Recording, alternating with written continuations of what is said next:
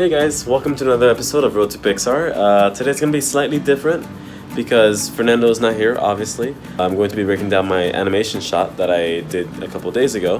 Here it is now.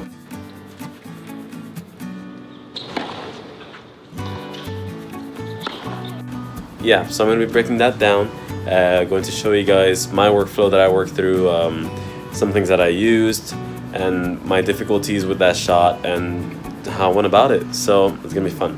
Alright guys, see you in a bit.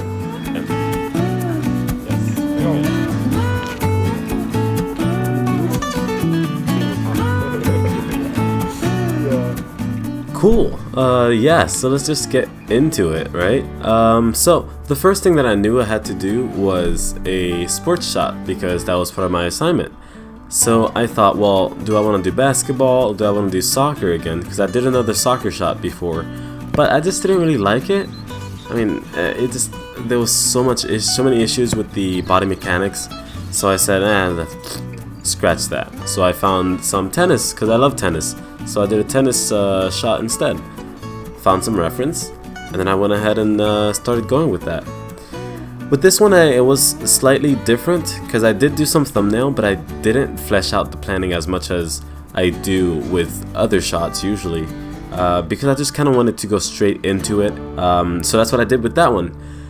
So you can see that I had a different method to go about it with this one, because previously with other animations I just kind of did the whole body the entire time, but with this one I kind of followed Animat's animation method. It's kind of like a layered animation approach where you start with the hips, right, so the main cog of your rig, and then you make sure that that is really good. So this is what I did there. Then I arc tracked that.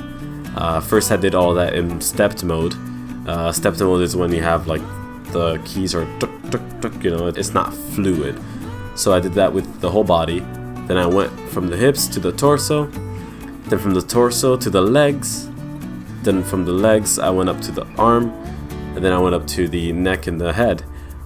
With this animation, the neck and the head were the most annoying to work on, and the racket as well, because with the racket it's so far down the hierarchy that if I move the hips, then, I mean, you can't see me, but I'm moving my hips now, but if I move the hips, the racket would move, right, so the spacing would get all weird. Then if I move the spine, then the spacing is all weird. Then if I move the hands, shoulders, blah blah blah blah, then it just down the chain. So I figured out, because that same thing applied with the neck actually and the head, that I need to actually finish the torso and the hips first. I need to take out the rotation and the overlap to work right before I do all this, because it just doesn't help if I do it backwards, right? So that's what I figured, and that's something I'm going to remember forever now, so that I can actually get quicker in these shots. And the head, you can see here that I had a bit of issue, because at first I wanted to get the overlap right, and I did, but he looked like he was breaking his neck. I mean, you can see it's like, it's just not right. If you do that in real life, you're gonna get whiplash.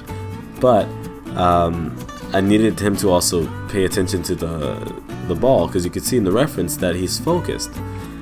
So my mentor told me, well, that's like the next level where you need to figure out that you can add this much amount of overlap, but you still can have this amount of focus, so that it's just a nice blend,